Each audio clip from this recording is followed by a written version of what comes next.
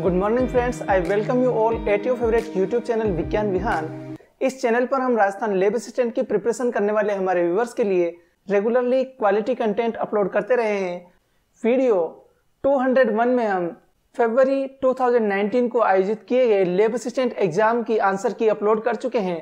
आज के इस वीडियो में हम आपके लिए फिजिक्स सब्जेक्ट्स के प्रॉब्लम्स का सॉल्यूशन लेकर आए हैं। नो करके हम प्रॉब्लम्स के सॉल्यूशन देंगे। इस वीडियो में हम प्रॉब्लम नंबर 94 से 102 तक प्रॉब्लम्स के सॉल्यूशन आप तक लेकर आ रहे हैं। तो आइए हम शुरू करते हैं। The first problem is problem number 94। अगला प्रश्न 94। एक अर्धतरंग दिष्टकारी 50 हर्ट्ज मुख्य आवृत्ति पर कार्य करता है। इसकी रिपल की मूल आवृत्ति होगी। इसका सही उत्तर होगा ऑप्शन डी 50 हर्ट्ज। अर्धतरंग दिष्टकारी 50 हर्ट्ज मुख्य आवृत्ति पर कार्य करता है। इसकी रिपल की मूल आवृत्ति होगी।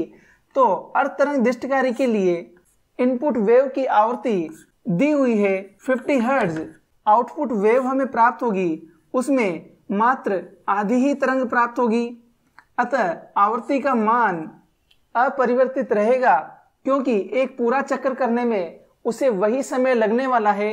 इसका आवर्तकाल अपरिवर्तित रहेगा।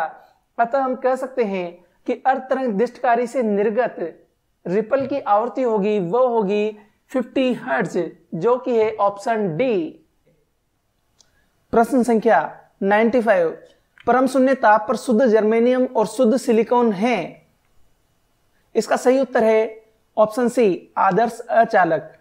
इस प्रॉब्लम में पूछा गया है परम शून्य ताप पर शुद्ध जर्मेनियम और शुद्ध सिलिकॉन है। नेज अर्धचालकों के लिए आप ये जानते हैं कि सामान्य ताप पर कुछ चालक कण उनमें उपस्थित होते हैं, परंतु परम शून्य ताप पर किसी नेज अर्धचालक में कोई आवेश वाहक उपस्थित नहीं होता है। अतः परम शून्य ताप पर वे एक आदर्श अचालक के समान व्यवहार करते हैं। अतः इस प्रश्न का सही उत्तर होगा ऑप्शन सी आदर्श अचालक। प्रश्न संख्या 96। इसमें दिए हुए लॉजिक गेट का परिणामी रूप होगा ऑप्शन ए। इसका सही उत्तर है और गेट। Next problem is 96। इस प्रॉब्लम में नॉर गेट का उपयोग करके एक सर्किट बनाया हुआ है। हमें यह ज्ञात करना है कि परिणामी सर्किट किस लॉजिक गेट को प्रदर्शित करता है। तो दोस्तों देखिए, यहाँ पहला लॉजिक गेट नॉर गेट है और यहाँ आउटपुट पर मिलने वाला परिणाम x का मान होगा, वो होगा नॉर गेट के कारण a प्लस बी बार। मिलने वाले आउटपुट को इस दूसरे पार्ट पर इनपुट किया गया है, परंतु हम ये जानते हैं कि इस प्रकार से एक समान इनपुट लेकर जब नॉर गेट पर इनपुट किया जाता है तो परिणामी y का मान हमें प्राप्त होगा, वह होगा x बार के बराबर। अर्थात नॉट गेट के समान व्यवहार करने वाला यह गेट यहां प्राप्त होने वाले आउटपुट को रिवर्स कर देगा। तो y का मान हमें प्राप्त होगा, वह होगा a प्लस बी, क्योंकि बार को यहां रिमूव कर दिया जाएगा।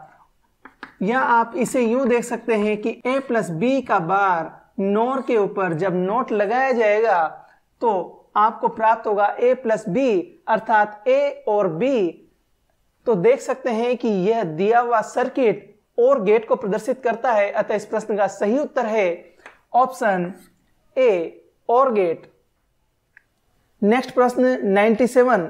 दरवाजों में हैंडल दरवाजे के कब्जों से दूरी पर बाहरी किनारों पर लगाए जाते हैं। नेक्स्ट प्रॉब्लम है प्रॉब्लम नंबर 97। इस प्रॉब्लम पे पूछा गया है कि दरवाजों में लगाए जाने वाले हैंडल उसके कब्जे की तुलना में अधिक दूरी पर क्यों लगाए जाते हैं। इसका कारण समझने के लिए आप ये सूत्र देखिए। टो बलागुण का मान r vector cross f vector होता है, या आप ये लिख सकते हैं tau is equal to r f sine theta. अब यदि गुणन त्रिज्या r का मान जो कि कब्जे से इस हैंडल की दूरी से प्राप्त होगा, तो समान बल लगाने पर यदि ये गुणन बाहु का मान r अधिक रखा जाए तो हमें समान बल लगाने पर परिणामी बलागुण का मान अधिक प्राप्त होगा। अतः परिणामी रूप से हमारा कार्य सरल हो जाएगा। अतः इस प्रश्न का सही उत्तर होगा ऑप्शन ए इसका सही उत्तर होगा ऑप्शन ए, दरवाजों को आसानी से खोलने के लिए अधिकतम बलागुण लगाने के लिए। अगला प्रश्न 98, दो कणों के निकाय की अवधारणा जिसमें एक का द्रव्यमान m1 दूसरे का द्रव्यमान m2 है। यदि प्रथम कण को द्रव्यमान केंद्र की तरफ d दूरी से खिसकाया जाए तो दूसरे कण को कितनी दूरी से खिसकाना पड़ेगा जिससे निकाय का द्रव्यमान केंद्र अपरिवर्तित रहे। इस प्रश्न का सही उत्तर आपको प्राप्त होगा option D, m1/m2 multiply with d। दोस्तों नेक्स्ट प्रॉब्लम नंबर 98। इस प्रॉब्लम में पूछा गया है कि दो पिंड जिनके द्रव्यमान m1 और m2 हैं, उनके द्रव्यमान केंद्र की स्थिति मान लीजिए O है। अब यदि पहले द्रव्यमान m1 को d दूरी से द्रव्यमान केंद्र की ओर खिसकाया जाए तो दूसरे द्रव्यमान m2 को कितनी दूरी खिसकाया जाए जिससे कि द्रव्यमान केंद्र की स्थिति O अपरिवर्तित रहे। तो दोस्तों द्रव्यमान केंद्र के सापेक्ष द्रव्यमान आघूर्ण के योग का मान सदैव शून्य होता है। इस सिद्धांत का उपयोग करेंगे। m1r1 = m2r2 ये है प्रथम स्थिति में। द्वितीय स्थिति के लिए आप ये सूत्र लिख सकते हैं। यहाँ पर द्रव्यमान केंद्र से दूरी का मान r1 - d हो चुका है, अतः m1r1 - d = m2r2 dash. Equation number 2। Equation number 1 से r2 का मान ज्ञात कीजिए। वह हमें प्राप्त होगा m1/m2 multiply with r1। Equation number 2 से r2 डैश का मान प्राप्त कीजिए। वह हमें प्राप्त होगा m1/m2 r1 - d। अब यदि r2 और r2 डैश का अंतर ले लिया जाए तो हमें ज्ञात हो जाएगा कि m2 द्रव्यमान को कितनी दूरी डेल्टा से खिसकाया गया है जिससे कि द्रव्यमान केंद्र O की स्थिति फिर भी अपरिवर्तित रहेगी।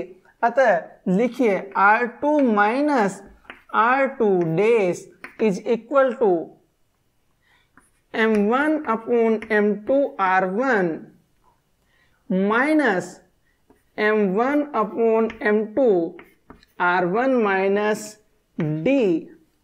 तब m1/m2 r1 यहां पर भी है तो शेष बची हुई राशि हमें प्राप्त हो जाएगी delta is equal to m1/m2 multiply with d। अतः m2 द्रव्यमान के लिए आवश्यक विस्थापन का मान डेल्टा हमें प्राप्त हो चुका है, वह है m1/m2 मल्टीप्लाई विद d। इस प्रश्न का सही उत्तर है ऑप्शन डी। प्रश्न संख्या 99। एक वृत्ताकार चकती जिसकी त्रिज्या 0.5 मीटर द्रव्यमान 25 किलोग्राम है अपनी धुरी पर 120 चक्कर प्रति मिनट की रफ्तार से घूर्णन करती है, चकती का जड़त्व आघूर्ण होगा। इस प्रश्न का सही उत्तर है option B 3.125 kilogram metre square. Problem number 99। इस प्रश्न में एक वृत्ताकार चकती का द्रव्यमान दिया हुआ है 25 किलोग्राम और इसकी त्रिज्या दी हुई है 0.5 मीटर। अब हमें ज्ञात करना है चकती का जड़त्व आघूर्ण, साथ में दिया हुआ है चक्कर की आवृत्ति, परंतु चक्कर की आवृत्ति की आवश्यकता नहीं है। जड़त्व आघूर्ण I का मान चकती के लिए होता है, वो होता है mr²/2। तो m द्रव्यमान का मान आप प्रतिस्थापित करें 25 किलोग्राम में, r का मान जो मीटर में ऑलरेडी दिया हुआ है 0.5, इसका स्क्वायर करें, डिवाइड करें इसे 2 से, तो आप ये मान प्राप्त करेंगे, वो होगा 6.25/2 किलोग्राम मीटर स्क्वायर में। इसे आगे आप सोल्व करेंगे तो मान आपको प्राप्त हो जाएगा, वो हो जाएगा 3.125 किलोग्राम मीटर स्क्वायर। अतः इस प्रश्न का सही उत्तर है option B 3.125 kilogram metre square. 2। अगला प्रश्न संख्या 100। किसी गैस के दो नमूने A व B प्रारंभ में एक ही तापक्रम व दाब पर हैं। उन्हें संपीड़ित कर उनका आयतन V से V/2 किया जाता है। A को समतापी तरीके से, B को रुद्धोष्म तरीके से संपीड़ित किया गया है। A का अंतिम दाब है। इस प्रश्न का सही उत्तर है ऑप्शन सी B से कम। दोस्तों नेक्स्ट प्रॉब्लम है प्रॉब्लम नंबर 100। इस प्रॉब्लम में गैस A को समतापी संपीड़न किया जाता है V से V/2 आयतन तक और B को रुद्धोष्म संपीड़न से V से V/2 आयतन तक। तब गैस ए का अंतिम दाब गैस बी की तुलना में हमें ज्ञात करना है। तो प्रथम प्रक्रम के लिए गैस ए के लिए पीवी का मान वो होगा कांस्टेंट, और दूसरी गैस बी के लिए पीवी गामा का मान प्राप्त होगा, वो होगा कांस्टेंट। दोस्तों, ये है प्रॉब्लम नंबर 100। इस प्रॉब्लम में समतापी प्रक्रम के अनुसार जब गैस का संपीड़न किया जाता है तो PV is equal to constant, ये फॉर्मूला उपयोग में लिया जाएगा। तो आप लिख सकते हैं P1 V1 is equal to P2 V2, या P2 is equal to V1 upon V2 multiply with P1। अब यदि रुद्धोष्म संपीड़न की बात की जाए तो P2 V2 gamma is equal to P1 V1 gamma, तब P2 का मान लिखा जाएगा वह होगा P1 multiply with V1 upon V2 power gamma.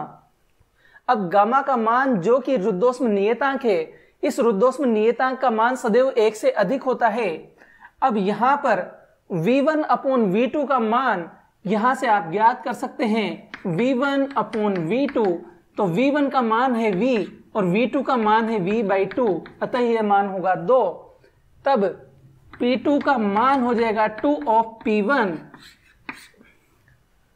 और रुद्धोष्म संपीड़न के आधार पर अंतिम दाब P2 का मान हमें प्राप्त होगा, वो होगा P1 मल्टीप्लाई विद 2 की पावर गामा। यदि एक परमाणु गैस की बात की जाए तो गामा का मान 1.4 प्राप्त होगा। अतः आप देख सकते हैं कि P2 डैश का मान अधिक है, अतः P2 dash is greater than P2। अतः इस प्रश्न का सही उत्तर गैस ए का अंतिम दाब है P2 B से कम। अतः इस प्रश्न का सही उत्तर होगा ऑप्शन सी। प्रश्न 101, जब किसी गैस पर 20 जूल कार्य किया जाता है तो 40 जूल ऊष्मा उत्सर्जित होती है। यदि गैस की प्रारंभिक आंतरिक ऊर्जा 70 जूल है तो इसकी अंतिम आंतरिक ऊर्जा होगी। ऊष्मागतिकी का प्रथम नियम उपयोग में लिया जाए तो 70 + 20 - 40 करने पर आपको आंसर प्राप्त होगा option B 50 joule. Friends, the next problem number 101।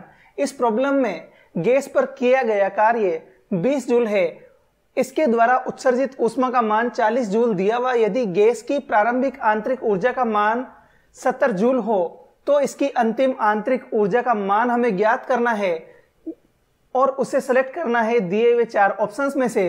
तो ऊष्मागतिक सिद्धांत के प्रथम नियम के आधार पर हम ये कह सकते हैं कि delta U is equal to delta Q minus delta W।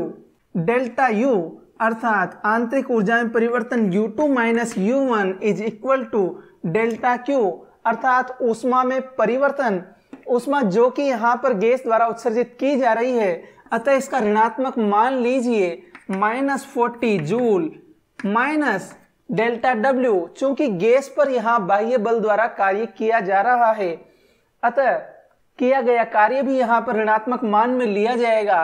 कार्य का मान होगा -20 जूल। अब गैस की प्रारंभिक आंतरिक ऊर्जा का मान 70 जूल है, तो U2 - 70 इज इक्वल टू -40 + 20। अतः आगे सोल्व करने पर U2 का मान 70 - 20 अर्थात 50 जूल हमें प्राप्त होगा। इस प्रश्न का सही उत्तर है ऑप्शन बी 50 जूल, जो कि गैस की अंतिम आंतरिक ऊर्जा होगी। अगला प्रश्न, प्रश्न संख्या 102। एक आदर्श ऊष्मा इंजन में कार्नो प्रक्रम 227 और 127 ताप के बीच निष्पादित होता है। उच्च ताप पर यह 10⁴ जूल ऊष्मा अवशोषित करता है। ऊष्मा की मात्रा जो कार्य में परिवर्तित होगी, इसका सही उत्तर होगा option A 2000 joule. Friends, here is the last problem of this episode, problem number 102। इस प्रॉब्लम में पूछा गया है कि एक आदर्श ऊष्मा इंजन में कार्नो प्रक्रम 227 डिग्री सेल्सियस और 127 डिग्री सेल्सियस के बीच निष्पादित होता है। तो ताप T1 का मान यहाँ पर है 227 डिग्री सेल्सियस। इसे यदि केल्विन में परिवर्तन किया जाए तो 227 प्लस 273 अर्थात 500 केल्विन प्राप्त होगा। T2 अर्थात सिंक का तापमान 127 डिग्री सेल्सियस है, अतः T2 का मान 127 प्लस 273 अर्थात 400 केल्विन प्राप्त होगा। अब यदि कार्नो इंजन की दक्षता का सूत्र उपयोग में लिया जाए तो संपादित कार्य अपूर्ण उसे दी गई ऊष्मा का मान 1 माइनस T2 अपॉन T1 इसके बराबर प्राप्त होगा। अज्ञात राशि है निष्पादित कार्य W, हमें यहाँ पर दिया गया है कि उच्च ताप पर यह 10⁴ जूल ऊष्मा ग्रहण करता है, अतः Q का मान 10⁴ जूल है। W निष्पादित कार्य का मान 1 minus T2 upon T1 multiply with Q, इस सूत्र में मान प्रतिस्थापित किए जाए तो 1 माइनस T2 अपॉन T1 अर्थात 400 upon 500 multiply with Q, Q का मान है 10⁴ जूल में। अब इसे आगे सोल्व किया जाए तो 1 माइनस 4 अपॉन 5 मल्टीप्लाई विद 10⁴ अर्थात 10⁴ अपॉन 5 जूल। इसे सोल्व करने पर हमें मान प्राप्त हो जाएगा 2000 जूल। अतः इस प्रश्न का सही उत्तर होगा ऑप्शन ए 2000 जूल। दोस्तों, मैं आशा करता हूं आज के इस वीडियो में डिस्कस किए गए प्रॉब्लम्स के सॉल्यूशंस आप ठीक से समझ पाए होंगे। If you have any doubts about these solutions, please comment in the comment box. I wish you all the best for your exams. You can download this paper from the Google Drive link given in the description below. Thanks for watching this video. If you like this video, please share it with your friends. Please subscribe this channel and don't forget to tap on the bell icons so that you can get notifications. Thank you.